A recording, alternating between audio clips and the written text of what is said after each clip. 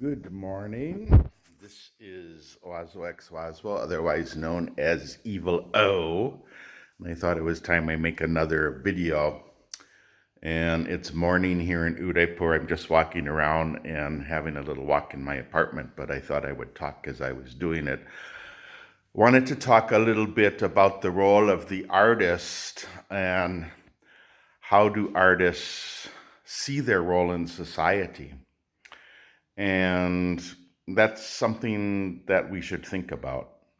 And I think the artist's role in society has obviously changed over the years and over the centuries. Now, of course, at one time, there was not much difference between an artist and a craftsman. And basically, artists were workers, and they were asked to produce things most of the time for churches, temples, places of worship. Artists had a role in creating icons. The artists had a role in making sculptures. The artists had a role in embellishments of books, generally for religious institutions. So artists were pretty much in the control of religious holy men and the power structures within a religion. Or else artists were in control of the state, which was the king, the Maharaja, whatever, depending what you called the ruler in any given feudal society that the artist was living in. With the advent of capitalism and the Industrial Revolution, I think the artists, and after the Renaissance, the artists took on a different role in that the artist became seen as sort of a truth teller, a person of wisdom, somebody who had something personal to say about society, about himself, or about society seen through himself. So the artists are to be looked upon as almost a religious individual himself or herself. They had something spiritual to say on their own, separate from the institution of organized religion or any particular governmental power structure. And I think it's at that point where the artist starts to be seen as something more than a craftsman, more than somebody who's simply good at making something. And I shouldn't say simply, because being good at making something is difficult and is hard work and deserves a lot of respect. But the artist is then thought to be somebody who must convey something of himself that is of importance. And I see that as something that a lot of younger artists don't seem to understand, possibly. I hear a lot of younger artists oftentimes complain that they're not getting the proper support for their work, and they want support. But it's very difficult if you want to be an artist, and if you're telling the world that basically you're not a craftsman, you're not somebody who's producing on demand, you're not being commissioned to do work and being told, we want you to paint this, and so thus paint it, but rather you want to do your own thing, express yourself, and give to the world something of yourself and something of your own ideas. It's very difficult then to turn around and say society should support you in that endeavor, because most people are working to produce some sort of good in society. You know, the plumber who comes to your house and fixes your pipes is stopping your sink from leaking, or is making sure that your drain is unclogged. The accountant you hire is making sure that you're paying your taxes properly, hopefully. The electrician you hire, the rickshawwala you hire, whatever, but they're providing a service, or somebody's providing goods, but it's goods that you need and want. You know, I want a new chair, I want a new whatever for my house, a new refrigerator. So the artist is in a unique position if you are saying, no, I want to do exactly what I want to do. I want to produce what I want to produce. I want to say what I want to say. I want to live my life the way I want to live it. And I want you, somebody, to pay for it. that becomes a very difficult thing. Sorry, I had a little interruption there, but as I was saying, if you are producing things totally for yourself according to your own desires and then expect society to pay for it, it becomes a very difficult sale. And that is what most artists are up against today, in a capitalist society. And you are in a capitalist society to some extent. Now, capitalism is moderated oftentimes by socialist programs of one sort or another.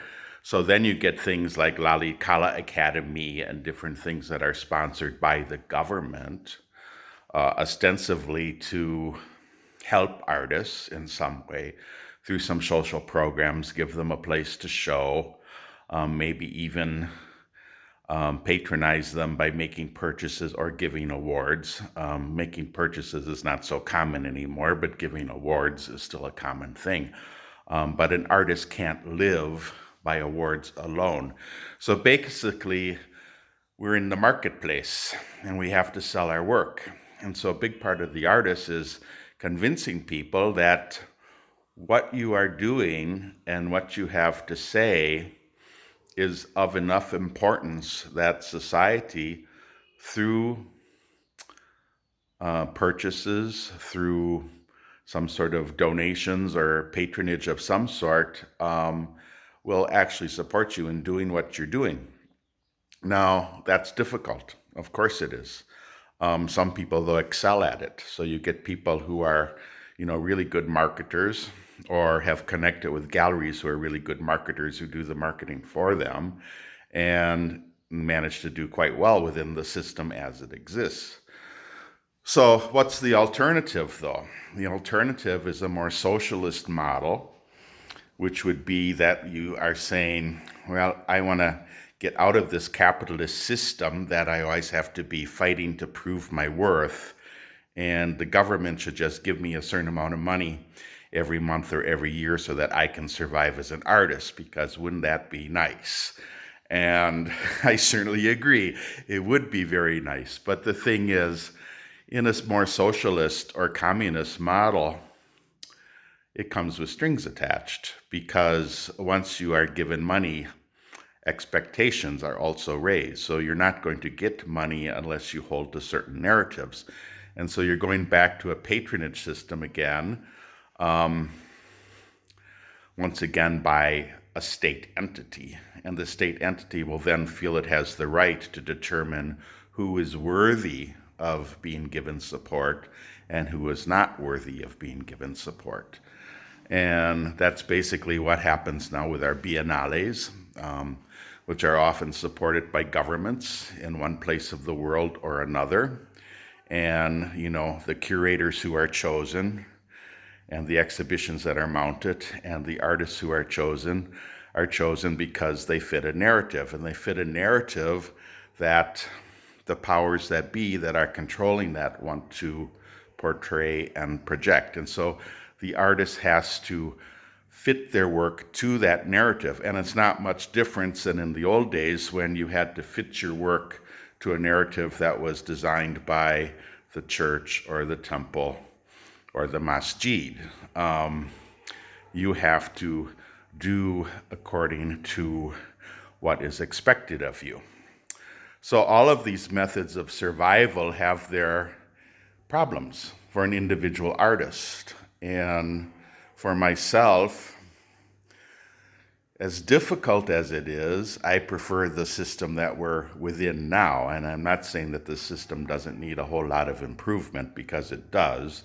And that's one reason I've begun to make these videos. But basically, I will opt for the system, whatever system gives the artist the most amount of artistic freedom to make their own choices and to decide what is it I'm going to create, what is it I want to say, put that out there, and if you can convince people to support you, you can convince people to support you. And if you can't, you can't, and then you're rather out of luck. But at least you have the opportunity to do that. Or in a more controlled system, you lose that opportunity.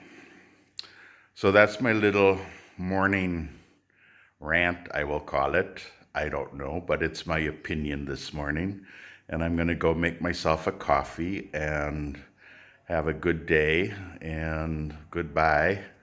Sorry about the focus. That's the next thing I have to figure out technically to keep myself in focus. Goodbye from the evil Orientalist, Oaswo ex Waswo. Goodbye.